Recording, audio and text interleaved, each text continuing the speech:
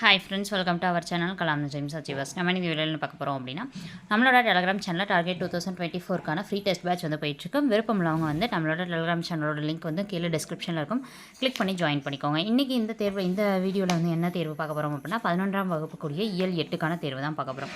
Okay, வாங்க வீடியோக்குள்ளே போயிடலாம். தேர்வு இயல் 8. முதல் கேள்வி, தொலைந்து போனவர்கள் என்னும் கவிதையின் ஆசிரியர் யார்? தொலைந்து போனவர்கள் என்னும் கவிதையின் ஆசிரியர் யார்? ஆன்சர் என்னன்னு பார்க்கலாம்.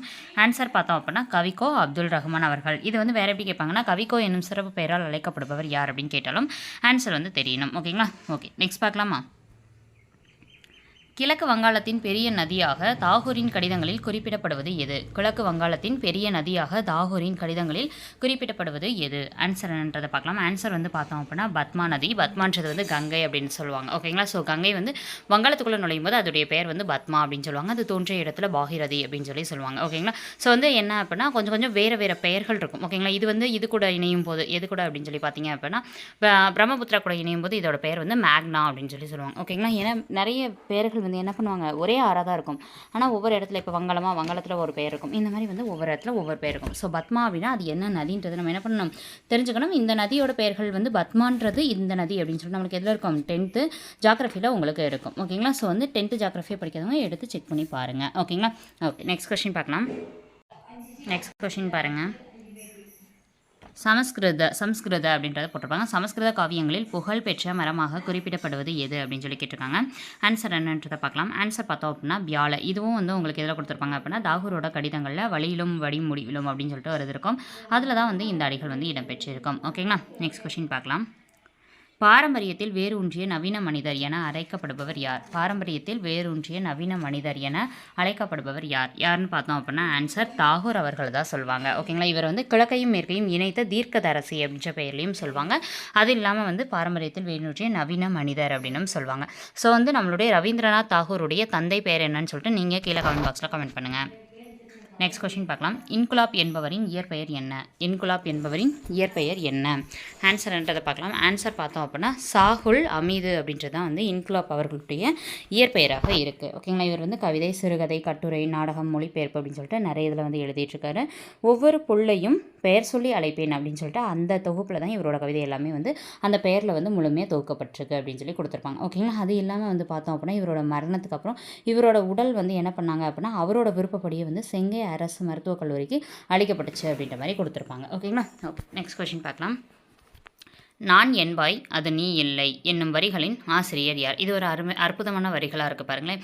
நான் என்பாய் அது நீ இல்லை என்னும் வரிகளின் ஆசிரியர் யார்? ஆன்சர் என்றது பார்க்கலாம். ஆன்சர் பார்த்தோம் அப்படின்னா கவிக்கோ அப்துல் ரஹ்மான். ஓகேங்களா? ஸோ வந்து நீங்கன்னு சொல்வீங்க, ஆனால் அது நீங்கள் கிடையாது, உங்களுடைய சுயமாக நீங்கள் வந்து இருக்க மாட்டீங்க அப்படின்ற மாதிரி வந்து சொல்லியிருக்காங்க. 7வது கேள்வி பார்க்கலாம். கவிக்கோ அப்துல் ரஹ்மான் எந்த கவிதை தொகுப்பிற்கு சாகித்ய அகாதமி விருது பெற்றுள்ளார்? ஆன்சர் என்றதை பார்க்கலாம். ஆன்சர் பார்த்தோம் அப்படின்னா ஆலா பானை அப்படின்னு சொல்லிட்டு ஒரு கவிதை தொகுப்புக்காக தான் இவர் வந்து பார்த்தோம் அப்படின்னா அவார்டு வந்து வாங்கியிருப்பார். சாகித்ய அகாதமி விருது வந்து வாங்கியிருப்பார். இவர் வந்து பார்த்தோம் அப்படின்னா மரபு கவிதை, வசன கவிதை, புது கவிதைன்னு எல்லாமே எழுதுவார். இவர் ஒரு தமிழ் பேராசிரியர். வாணியம்பாடி முஸ்லீம் காலேஜில் வானம்பாடி கவிஞர்கள் இவரும் ஒருத்தர். ஓகேங்களா?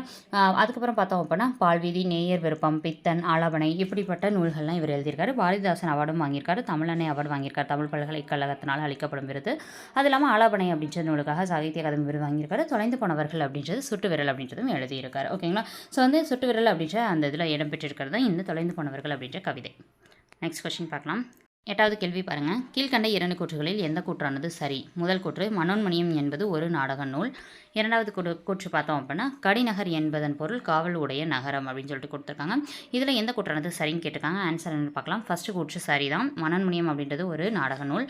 இந்த கூற்றம் சரிதான். ஏன்னா கடிநகர் அப்படின்னா காவல் உடைய நகரம் அப்படின்றதான் பொருள். நெக்ஸ்ட் கொஸ்டின் பார்க்கலாம். இரண்டும் சரி அப்படின்றத பொருள். பூம்பராகம் என்னும் சொல்லின் பொருள் என்ன? பூம்பராகம் என்னும் சொல்லின் பொருள் என்ன? ஆன்சர் என்னன்னு பார்க்கலாம். ஆன்சர் பார்த்தோம் அப்படின்னா பூவில் உள்ள மகரந்தம். பூம்பராகம் என்னும் சொல்லின் பொருள் பூவில் உள்ள மகரந்தம். நெக்ஸ்ட் கொஸ்டின் பார்க்கலாம். நாங்கூல் புழு என்னும் சொல்லின் பொருள் என்ன? நாங்கூல் புழுன்னு சொல்லிட்டு ஒரு புழுவை வந்து சொல்கிறாங்க. ஸோ அது எந்த புழு அப்படின்னு சொல்லி கேட்டிருக்காங்க. ஆன்சர் என்னன்னு பார்க்கலாம். ஆன்சர் பார்த்தோம் அப்படின்னா மண்புழு. ஓகேங்களா? ஆன்சர் என்ன? மண்புழு. ஓகேங்களா? மண்புழு வந்து உடற்குழிக்கு எடுத்துக்காட்டா, உடற்குழி அற்றவைக்கு எடுத்துக்காட்டான்னு சொல்லிட்டு நீங்கள் கீழே கமெண்ட் பாக்ஸில் கமெண்ட் பண்ணுங்கள். Next question science. அது தமிழின் முதல் பாவடிவ நாடக நூல் எது? தமிழின் முதல் பாவடிவ நாடக நூல் எது? ஆன்சர் என்னன்னு பார்க்கலாம். மனோன்மணியம் அப்படின்றத தமிழின் முதல் பாவடிவ நூல். லிட்டன் பிரபு எழுதிய ரகசிய வழி அப்படின்ற நூலை தழுவி 1891 சுந்தரனார் வந்து தமிழில் எழுதியிருப்பார். ஓகேங்களா? 1891 வந்து ரொம்ப முக்கியமான வருஷம்னு சொல்லலாம். ஏன்னா நிறைய நிகழ்வுகள் அப்போ தான் 1891 தான் வந்து நடந்திருக்கும். ஓகேங்களா? சரி, ஓகே. அப்போ தான் வந்து இந்த லிட்டன் பிரபு எழுதி ரகசிய வழி தழுவி இவர் எழுதியிருக்காரு. இது வந்து ஆசிரியப்பாவால் அமைந்த ஒரு நூல். அது ரொம்ப முக்கியம். ஓகேங்களா? ஸோ ஆசிரியப்பாவால் அமைந்தது. அதுக்கப்புறம் பார்த்தோம் அப்படின்னா 5 அங்கங்களையும் 20 களங்களையும் கொண்டது அப்படின்ற ஒரு பார்ட்டையும், அப்புறம் வந்து ஸ்டார்டிங்கில் தமிழ்தாய் வாழ்த்து பாடல் வந்து இதில் இடம்பெற்றிருக்கும். அதோடைய கிளைக்கதை பார்த்தோம் அப்படின்னா சிவகாமியின் சரிதம் அப்படின்னு சொல்லிட்டு ஒரு கிளைக்கதையும் இருக்கிறதாகவும் நம்மளுக்கு சொல்லியிருப்பாங்க. இந்த பேரரசிரியர் சுந்தரனார் அப்படின்றவர் ட்ரிவாங்கூர் அப்படின்னு சொல்லுவோம்ல, அதாவது கேரளாவில் இருக்கக்கூடியது. அங்கே இருக்கக்கூடிய ஆலப்புழையில் 1855 வந்து பிறந்தார். திருவனந்தபுரம் அரசு கல்லூரியில் ஒரு பேராசிரியராக பணியாற்றியிருப்பார். சென்னை மாகாண அரசு வந்து இவருக்கு வந்து ராவ் பகதூர் அப்படின்ற பட்டமும் வழங்கி சிறப்பிச்சிருக்கு. ஓகேங்களா? ஸோ வந்து தமிழ்நாட்டில் திருநெல்வேலியில் பல்கலைக்கழகம் ஒன்று இந்த மனோன்மணியம் பெயரில் வந்து நம்மளுடைய தமிழக அரசு ஓப்பன் பண்ணியிருக்கு அப்படின்னு சொல்லிட்டு கொடுத்துருப்பாங்க. Next question. சிலப்பதிகாரத்தில் எத்தனை வகையான ஆடற்கரைகள் பற்றிய குறிப்புகள் உள்ளதுன்னு கேட்டிருக்காங்க. ஆன்சர் என்னன்னு பார்த்தோம் அப்படின்னா 11 வகை. ஓகேங்களா? இது வந்து அந்த உங்களுக்கு கதை பகுதி கொடுத்துருப்பாங்க, செல்வி நர்த்தகி நடராஜ் அப்படின்னு சொல்லிட்டு அதில் 215வது பேஜில் இருக்கும். ஓகேங்களா? ஓகே, நெக்ஸ்ட் கொஸ்டின் பாருங்கள். இந்தியாவின் முதல் திருநங்கை காவல் உதவி ஆய்வாளர் என்ற பெருமையை பெற்றவர் யார் அப்படின்னு சொல்லி கேட்டிருப்பாங்க. ஆன்சர்ன்றதை பார்க்கலாம். ஆன்சர் பிரித்திகா யாஷினி அப்படின்றவங்க. ஓகேங்களா? இதுவும் அதே இதில் தான் இருக்கும். ரொம்ப முக்கியமானது, பாக்ஸ் கொஸ்டினும் கூட. ஓகேங்களா? சேலத்தை சேர்ந்த பிரித்திகா யாஷினின்னு கொடுத்துருப்பாங்க. ஸோ இவருடைய ஊர் வந்து சேலம்.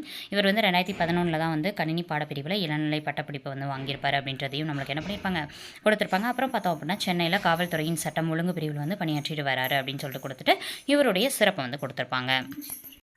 அடுத்த கேள்வி 14வது கேள்வி. பாரதியார் கேலி சித்திரத்தை வேறு எவ்வாறு குறிப்பார்? அதாவது கேலி சித்திரம் அப்படின்றதுக்கு இன்னொரு பெயரும் கொடுப்பாங்க. அது என்ன பெயர், அதுவும் பாரதியார் என்ன பெயர் கொடுத்துருக்கார் அப்படின்னு சொல்லிட்டு கேட்டிருக்காங்க. ஆன்சர் பார்த்தோம் அப்படின்னா விகட சித்திரம். ஓகேங்களா? ஆன்சர் பார்த்தோம் அப்படின்னா விகட சித்திரம். Next question. அபாஸ்ட்ரஃபி இதோடைய கலைச்சொல் சாருங்க. நிறைய பேர் யூஸ் பண்ணிகிட்டே இருப்போம். Colon, semicolon, comma, full stop இதெல்லாம் யூஸ் பண்ணிட்டு இருப்போம். அதில் ஒரு வார்த்தை தான் அபாஸ்ட்ரஃபி. இதோடைய கலைச்சொல் என்னன்றதை பார்க்கலாம். ஆன்சர் பார்த்தோம் அப்படின்னா எழுத்துக்குறை அப்படின்றது தான் இதோடைய இது. ஓகேங்களா? ஒரு எழுத்து வந்து கம்மியாக எழுதுகிறோம் அப்படின்னா அந்த இடத்துல அபாஸ்ட்ரஃபி போடணும் அப்படின்ற மாதிரி வந்து எழுத்துக்குறை அப்படின்றது தான் இதோடைய தமிழ் சொல். ஓகேங்களா? ஏன்னா கலைச்சொல் அப்படின்றது ரொம்ப முக்கியம். தமிழ் சொல் என்னன்றதை நம்ம என்ன பண்ணணும், தெரிஞ்சு வச்சுக்கணும். ஓகேங்களா? ஓகே, இப்போ வந்து உங்களுக்கான கேள்வி.